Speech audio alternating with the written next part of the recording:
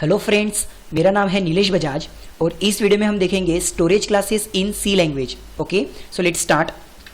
देखिए, last video में हमने ऑटोमेटिक स्टोरेज क्लास और रजिस्टर स्टोरेज क्लास के बारे में देखा। उसी तरह इस वीडियो में हम देखेंगे स्टैटिक स्टोरेज क्लास। और आपको भी पता है कि स्टोरेज क्लासेस हमारे वेरिएबल्स के लिए कितनी बातें डिस्क्राइब करता है? 4 बातें। कौन सी? कि हमारा वेरिएबल कहाँ जाके सेव होने वाला है कंप्यूटर की मेमोरी में, दैट इज लोकेशन। यदि हम उसको वैल्यू नहीं प्रोवाइड करते तो फिर उसकी डिफॉल्ट वैल्यू क्या रहेंगी। यदि किसी वेरिएबल को पर्टिकुलर ब्लॉक में अगर हम डिक्लेयर करते हैं तो क्या उसके बाहर हम उसको एक्सेस कर सकते हैं या नहीं कर सकते, that is scope of your variable and the life of your variable. उसी तरह स्टैटिक स्टोरेज क्लास भी आपकी वेरिएबल के बारे में 4 बातें डिस्क्राइब करेगा। जैसे कि सबसे पहले अगर मैं स्टैटिक स्टोरेज क्लास की वेरिएबल की बात करूं तो उनको डिक्लेयर करने के लिए आपको यहां पे स्टैटिक कीवर्ड लिखना पड़ेगा। यदि मैं यहाँ पे कोई भी कीवर्ड नहीं लिखता हूं तो बाय डिफॉल्ट ये ऑटोमेटिक स्टोरेज क्लास का हो गया। और यदि मुझे स्टैटिक स्टोरेज क्लास का वेरिएबल चाहिए तो मुझे कौन सा कीवर्ड यूज करना पड़ेगा? स्टैटिक। ऐसे वेरिएबल कंप्यूटर की रैम मेमोरी में जाके सेव होते हैं। दूसरी चीज, अगर मैं इनको वैल्यू प्रोवाइड नहीं करता हूं तो बाय डिफॉल्ट ये 0 इनिशियलाइज करेंगे। जैसे कि ऑटोमेटिक स्टोरेज क्लास में कैसा था कि यहां पर अगर आप वैल्यू इनिशियलाइज नहीं करते हो तो बाय डिफॉल्ट वो गार्बेज प्रिंट करते हैं। देखो अभी ये कौन से स्टोरेज क्लास का हो गया? ऑटोमेटिक स्टोरेज क्लास का। तो बाय डिफॉल्ट एक्स की वैल्यू कितनी प्रिंट हुई? गार्बेज। लेकिन यदि मैं यहां पे स्टैटिक स्टोरेज क्लास मेंशन करता हूं तो बाय डिफॉल्ट इसकी जो वैल्यू रहेंगी वो रहेंगी 0। देखिए, ओके। नाउ अब बात करते हैं इसके स्कोप की। तो जहां पर हम स्टैटिक वेरिएबल को डिक्लेयर करेंगे उसी ब्लॉक में आप उसको यूज कर सकते हैं। उसके बाहर यदि आप कोई दूसरा ब्लॉक बनाते हो या दूसरा कोई फंक्शन बनाते हो वहां आप यूज नहीं कर सकते। जैसे फॉर एग्जांपल इसके नीचे अगर मैं एक और फंक्शन बनाता हूं, सपोज वॉइड कैल्सी नाम का फंक्शन, और यहां पर अगर मैं यूज करता हूं x इक्वल्स टू सपोज 100, मैं कोशिश कर रहा हूं कि ये वाला x यहां पर एक्सेस हो, जो कि पॉसिबल नहीं है। देखिए एरर। अब ये एरर कौन सा आएगा कि it is undefined symbol x, it is undefined symbol x। हाँ, अगर कैल्सी फंक्शन खुद का कोई वेरिएबल लेता है जैसे कि इंटीजर x, तो ये वेरिएबल कौन सा रहेगा? इस कैल्सी फंक्शन का अलग से एक वेरिएबल रहेगा। यानी कि हम ये वाला वेरिएबल इस ब्लॉक के बाहर कहीं पे भी एक्सेस नहीं कर सकते। So that is called scope of variable. तो स्टैटिक स्टोरेज क्लास की वेरिएबल का स्कोप कैसा है? लिमिटेड। जहां पर आप उसको डिक्लेयर कर रहे हो वहीं पे आप उसको एक्सेस कर सकते हो। अब बात करते हैं लाइफ की। तो देखिए, automatic storage class, register storage class और स्टैटिक स्टोरेज क्लास, इन तीनों का स्कोप तो फिक्स है कि जहां पर आप डिक्लेयर करेंगे वहीं पे यूज कर सकते हैं। लेकिन सिर्फ स्टैटिक स्टोरेज क्लास का जो लाइफ है वो मैं आपको एक्सप्लेन करूंगा एक छोटे से प्रोग्राम के थ्रू। देखिए यहां पर इस प्रोग्राम में मैंने क्या किया, यहां पे ध्यान दीजिएगा। सबसे पहले एक छोटा सा फंक्शन बनाया, जिस फंक्शन में हम क्या कर रहे हैं कि यहां पर एक इंटीजर का x इक्वल्स टू 0 ऐसा मैंने कोई तो भी वेरिएबल लिया। इसके सामने अगर मैं कोई भी स्टोरेज क्लास नहीं लिख रहा हूं तो बाय डिफॉल्ट ये ऑटोमेटिक स्टोरेज क्लास का वेरिएबल हुआ। इस प्रोग्राम में हम क्या कर रहे हैं, उसकी वैल्यू को इंक्रीमेंट करके फिर x की वैल्यू को प्रिंट कर रहे हैं। ठीक है, चलो ये तो हो गया एक फंक्शन जिसका नाम है कैल्सी। कंपाइलर किसी भी प्रोग्राम को कहां से स्टार्ट करेगा? मेन फंक्शन से। मतलब कंपाइलर सबसे पहले कहां पर आएगा? मेन फंक्शन में क्लियर स्क्रीन के पास। मतलब वो क्या करेगा, आपकी जो आउटपुट स्क्रीन है उसको क्लियर करेगा। नाउ अब कंपाइलर किसके पास में आ रहा?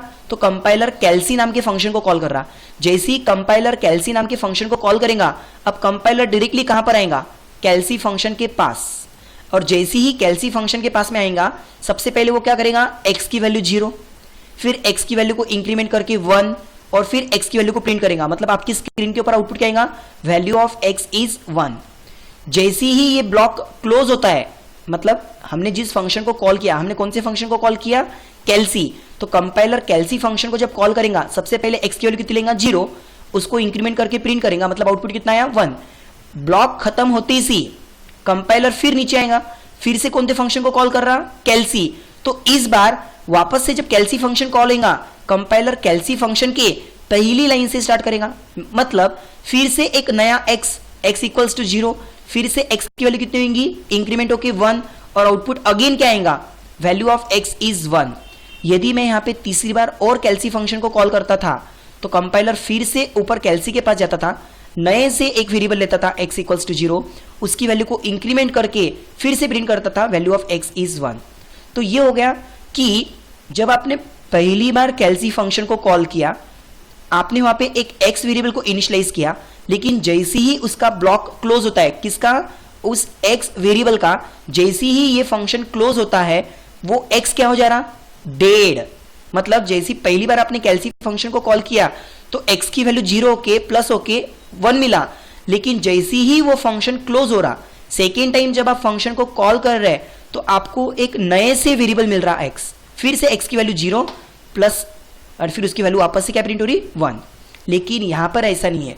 इस प्रोग्राम में देखिए, यहां पर अगर मैं मेरी वेरिएबल के सामने स्टैटिक कीवर्ड लिखता हूं, मतलब स्टैटिक स्टोरेज क्लास, तो जब मैं पहली बार उस फंक्शन को कॉल करूंगा, कंपाइलर सबसे पहले कहां जाएगा, ठीक है कि भाई आपके पास में एक static variable integer x equals to 0। अब उसकी वैल्यू को हम क्या कर रहे हैं, इंक्रीमेंट। नाउ वैल्यू क्या प्रिंट होंगी, 1।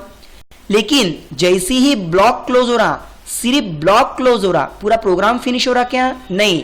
यानी कि सेकेंड टाइम अगर मैं कैलसी फंक्शन को कॉल करता हूं फिर से, आपका जो पिछला x1 था वो डेड नहीं हुआ। मतलब इसकी जो लाइफ है, स्टैटिक वेरिएबल की लाइफ तब तक चलती रहेंगी जब तक आपका पूरा प्रोग्राम क्लोज नहीं होता। तो जब मैंने सेकेंड टाइम कैलसी फंक्शन को कॉल किया, मुझे x की अगली वैल्यू इंक्रीमेंट होकर मिलेंगी। मतलब ये लाइन फिर से एग्जीक्यूट नहीं होगी, नया वेरिएबल नहीं मिलेगा, पिछला जो वेरिएबल x1 था उसकी ही आगे का वेरिएबल मुझे मिलेगा, दैट इज 2। मतलब आउटपुट कितना आएगा, 2।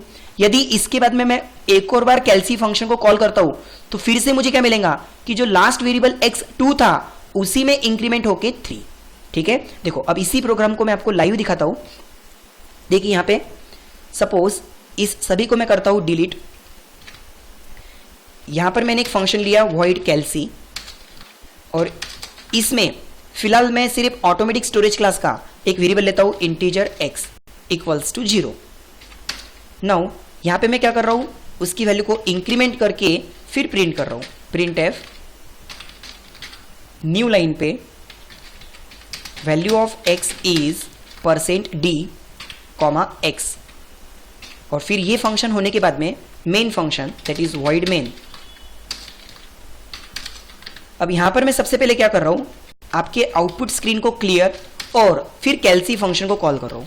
जैसे ही मैंने पहली बार कैलसी फंक्शन को कॉल किया तो मुझे एकदम नए से क्या मिलेगा, x इक्वल्स टू 0, x की वैल्यू इंक्रीमेंट होके 1 और आउटपुट भी कितना आएगा, 1। देखिए सिर्फ फिलहाल मैंने एक ही बार रन किया तो आउटपुट कितना आया उसका, 1।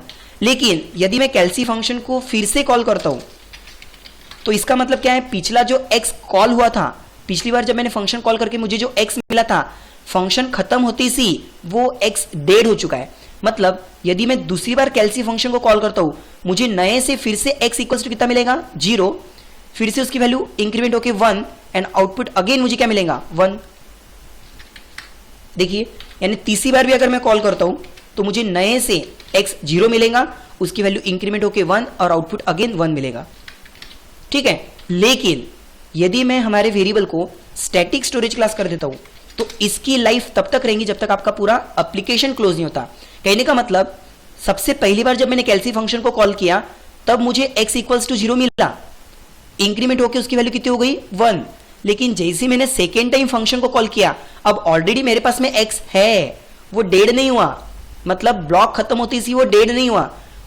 सेकेंड टाइम x की वैल्यू मुझे 2 मिलेंगी, तीसरी बार कॉल करूंगा तो मुझे x की वैल्यू 3 मिलेंगी। देखिए ओके, तो कहने का मतलब स्टैटिक स्टोरेज क्लास के वेरिएबल की स्कोप लिमिटेड है। स्कोप मतलब इस ब्लॉक के बाहर अगर मैं उसको यहां यूज करने की कोशिश करूं तो मैं यूज नहीं कर सकता, लेकिन उसकी जो लाइफ है, लाइफ कैसी है, जब तक पूरा एप्लीकेशन क्लोज नहीं होता उसकी लाइफ चलती रहेगी। मतलब आपको नए से x नहीं मिलेगा, जो पुराना x था वही आपको मिलते रहेगा।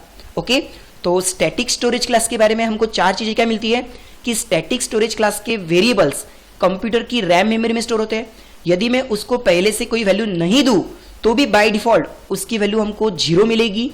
इनका जो स्कोप होता है वो पर्टिकुलर उसी ब्लॉक तक होता है जहां पर हम उसको डिक्लेयर कर रहे हैं, और इनकी जो लाइफ होती है ये till the end of application, जब तक मतलब आपका एप्लीकेशन एंड नहीं होता इनकी वैल्यू आपको मिलती रहेगी। ठीक है, आई होप आपको ये स्टोरेज क्लास समझ में आया होगा। Thank you.